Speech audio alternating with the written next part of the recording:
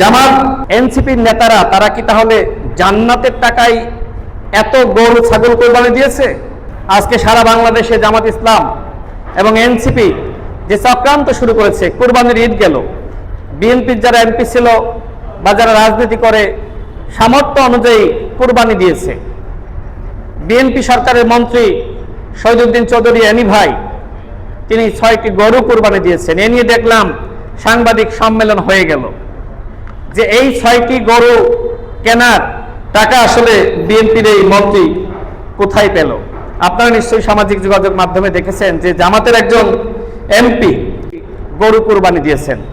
আরেকজন জামাতের প্রার্থী ছিলেন, তার নাম অধ্যক্ষ মোহাম্মদ বেলায়েত হোসেন, তিনি 100টি গরু কোরবানি দিয়েছেন। জামাত ইসলামের এই যে এমপিরা এবং এমপি প্রার্থীরা তারা এত গরু কোরবানি দিল, এই টাকা নিয়ে কেউ প্রশ্ন তুলছে না। তাহলে আমার প্রশ্ন হলো, জামাত এনসিপির নেতারা তারা কি তাহলে জান্নাতের টাকায় এত গরু ছাগল কোরবানি দিয়েছে? বিএনপির নেতৃবৃন্দ কোরবানি দিলে সেটা নিয়ে তারা প্রশ্ন তুলছে, মানুষের মনে সন্দেহ তৈরি করছে। কোরবানি নিয়েও জামাত ইসলাম এনসিপি রাজনীতি করছে, ধিক্কার জানাই। ষড়যন্ত্র কিভাবে করছে? ভুয়া ফটোকার্ড বানাচ্ছে, আমি রাশেদ খান কি বলেছি না বলেছি এই বক্তব্য নয়, একটি ভুয়া ফটোকার্ড, সেই ফটোকার্ড আবার বুস্টিং করা হচ্ছে, অথচ ওই বক্তব্যই আমি দিই নাই।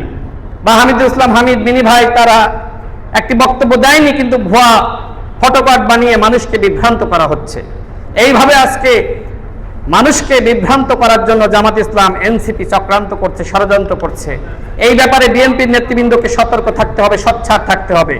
যারা কুরবানি নিয়ে রাজনীতি করতে পারে, যারা কুরবানি নিয়ে মানুষকে বিভ্রান্ত করতে পারে, এরা কতটা নৈতিকতা সম্পন্ন সেটি নিয়ে আমাদের ভাবতে হবে। আজকে বিএনপির সকল নেতৃবৃন্দকে আমি আগেও বলেছি যে আপনারা সবাই একতাবদ্ধ হন। সামনে স্থানীয় নির্বাচন আছে, এই স্থানীয় নির্বাচনকে কেন্দ্র করে আপনাদের সবাইকে আমি একতাবদ্ধ হওয়ার আহ্বান করছি। আগেও বলেছি, এখনো করছি।